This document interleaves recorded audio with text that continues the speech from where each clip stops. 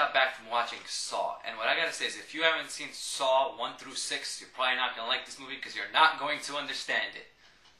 Yes, I know this movie was in 3D, and that kind of pissed me off at first. I was like, 3D? That's stupid. But after watching this movie, I gotta say that they actually executed it pretty well. It had some things that actually came out on the screen on you, like the blood and saws and things like that came out to you, and that was pretty cool. I like that idea. I also like how this Saw keeps the same director from Saw 6 because I thought he was a pretty good director. His name, by the way, is Kevin Greuter. I think that's how you pronounce it. And he was pretty good at directing this movie. It wasn't slow-paced. It was pretty fast-paced and pretty entertaining. And if you saw Saw 1 through 6, you're going to love this movie because he wraps it up perfectly. So if you've seen Saw 6, this movie kind of continues right after that. You just see Mark Hoffman is really pissed at Jill, and it's pretty much Mark Hoffman trying to get to Jill, and Jill just protecting herself. So there's this guy, his name is Bobby. He lies about being in a saw trap so he can get famous. He writes a book, he goes on TV shows, he thinks he's the shit because he's freaking Bobby, you know what I mean? But nah, really, he just tries to be this guy who went through a saw trap when he never did. And Jigsaw this time captures him and makes sure that he gets his lesson. Now after Saw 1, everybody was confused, like what happened to the doctor? Well, he's back, and his story is explained thoroughly in this movie, but I'm not going to tell you what happens to him or what goes on with him because that would spoil the movie. What I love about Saw movies is that it's entertaining, it's fast-paced, and it keeps you on the edge of your seat. That's what I love about Saw movies, and that's why I love all the Saw movies.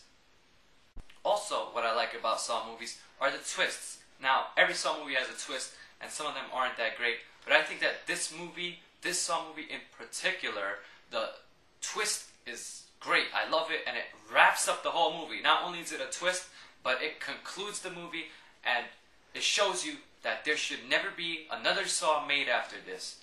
Never again should there be a Saw after this. And I'm repeating it because I'm emphasizing how much there does not need to be another Saw and how perfectly this one was ended. I'm a huge Saw fan. As you can see, I have all of the Saws, and I've seen them numerous times. Some 2 or 3 times, some of them like 6 or 7, like the first one. The first one's one of my favorite Saws. Actually, it's my favorite Saw. What am I talking about? And Saw 7 would be my 4th favorite Saw. So it's in the middle, but it is pretty good. And I gotta say, for the last Saw, it wraps it up perfectly. So the rating for this movie is an 8.5 out of 10.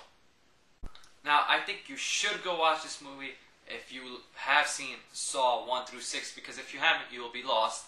And I also think that Saw is like a show, kind of. Like, you have to get into it to like it. Most people just hate it after Saw 3 and 4 because they're like, it's just gore.